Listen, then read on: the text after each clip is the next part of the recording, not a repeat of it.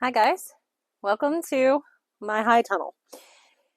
So I have been working little bits by little bits on this thing, and I totally get it. I should have turned on the camera as I'm working on it.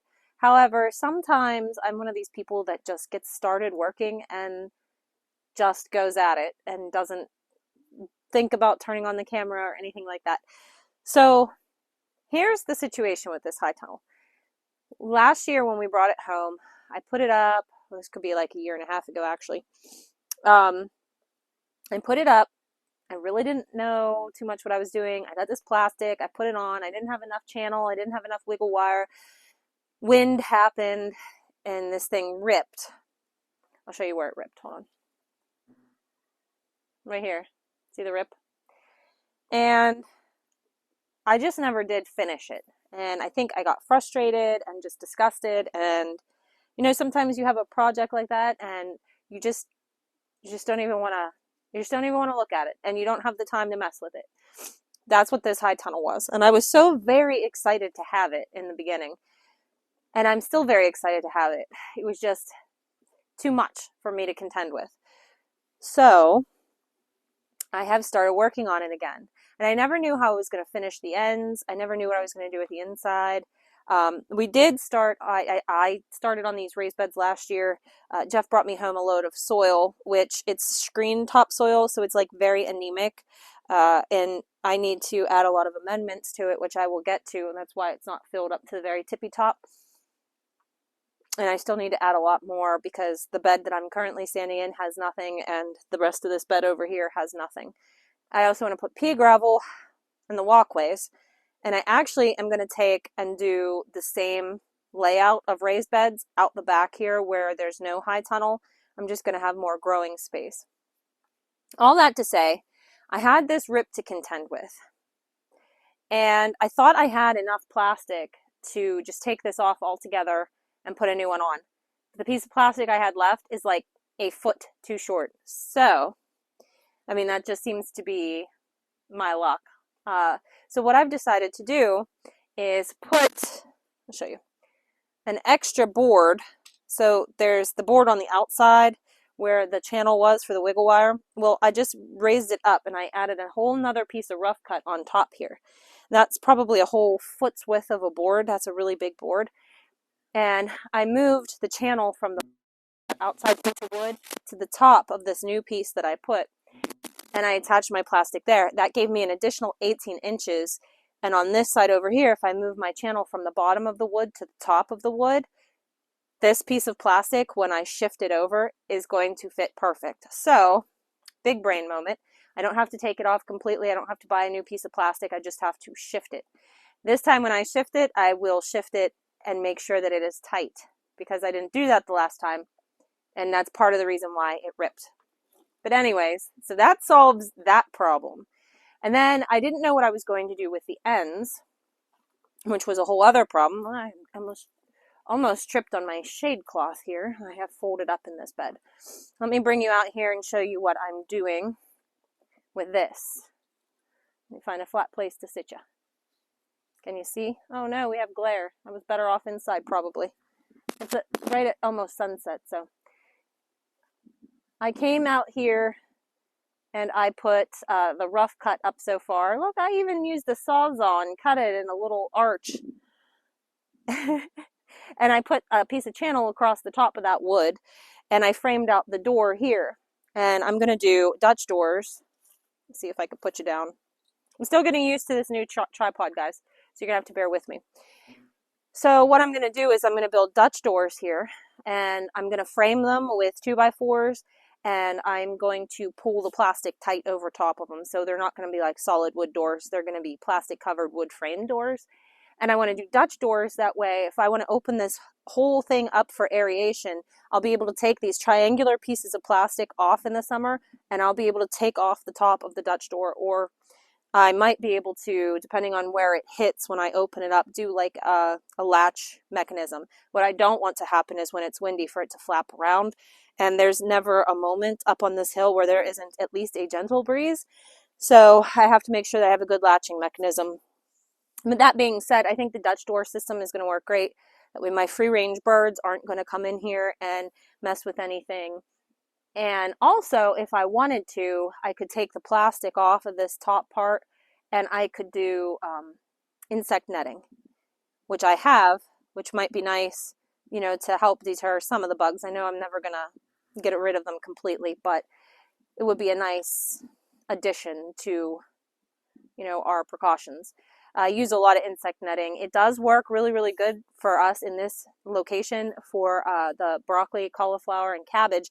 I'll put the little low tunnels over them with some fencing wire and the Agribon insect netting, and it works out fantastic. I never had a problem with not enough water being able to get through, not enough sunlight getting through, but the bugs don't seem to get through near as much. I think I probably reduced my damage by 95% using that Agribon. I got my Agribon netting, which I'll show you later in the year, but I got mine from Gurney's. I know a lot of places sell it. It's pretty much the same across the board, I think. But that insect netting is really, really great if you have a problem with those caterpillar moths. They're awful, but we'll deal with those when we get to it. For right now, I'm super pumped about how this is turning out. And I'm sure it's not, you know, completely professional or anything like that, but this was a second-hand high tunnel. It's not very big. I think it's 15 feet wide and maybe 9 feet tall, 8 feet tall.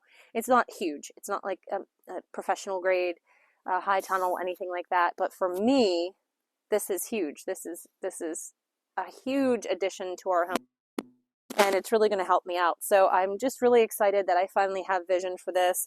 I'm excited that I have the skills to be able to throw this together and have it functional.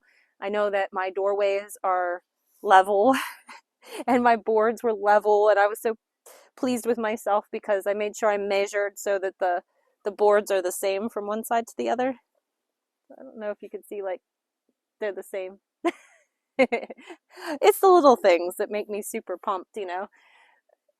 Some people would have a company come in and put theirs up. I'm too cheap for that. I'm too frugal, so I do it myself. So when it turns out and it looks good, I am all the more happy. I still have to figure out, I think I'm putting a piece of board across the top, but I want to make sure I cut it on an arch so everything looks appealing. But yeah, and who knows what I might do with this wood in the future. I do like the way it looks, but eventually I may paint a mural on it because that speaks to the artist brain that lives up here. But we'll see about that on a later date. As for right now, I still have a lot left to do on this. It's probably another solid day's work, maybe. I have to add more channel to the top here so I can add more wiggle wire. I need to do that to this side and that side. And then I need to take this all and stretch it and then put the wiggle wire back on. I have to move the channel over here. I still have to build doors. I have to finish the wall on the back side. But now I have vision and I have some motivation, so I think it'll be done hopefully by the end of this coming week. I don't know if I'll have, you know, the pea gravel in here or have all my beds filled, but at least I know I'll have it enclosed. I'm hoping. I still have to go buy the hinges and the latches and all those fun things. So I think that might be a trip to Harbor Freight or Rural King in my future.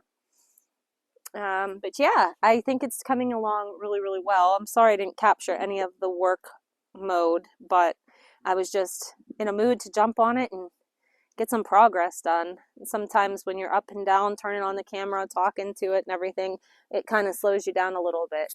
So yeah, this is how it's coming along. I just wanted to give you guys a quick update. I have a bunch of garbage that I need to take down and put on our burn pile, little pieces of plastic here and there, pieces of wood chunks that I cut off. Try to clean this up, get it looking nice. That's, you know, I don't know how, when you accumulate things on the homestead after so long, it starts to look kind of junky, even though everything has a purpose. So every once in a while, you have to go out there and try to red it up a little bit, try to clean it up.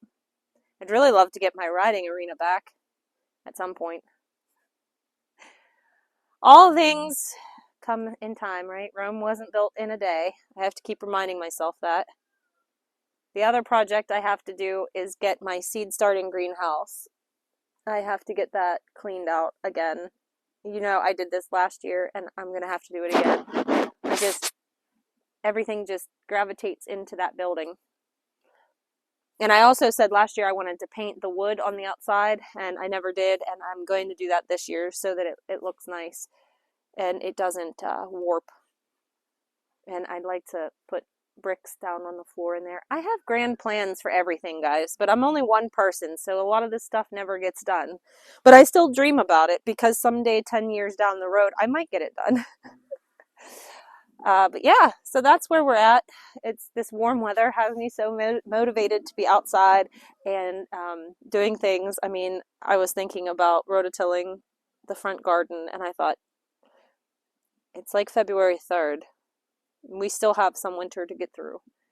So maybe I ought not get too involved in things right now. But this I want to get done, because this I want to start some kale and broccoli and cauliflower and stuff like that, cabbages.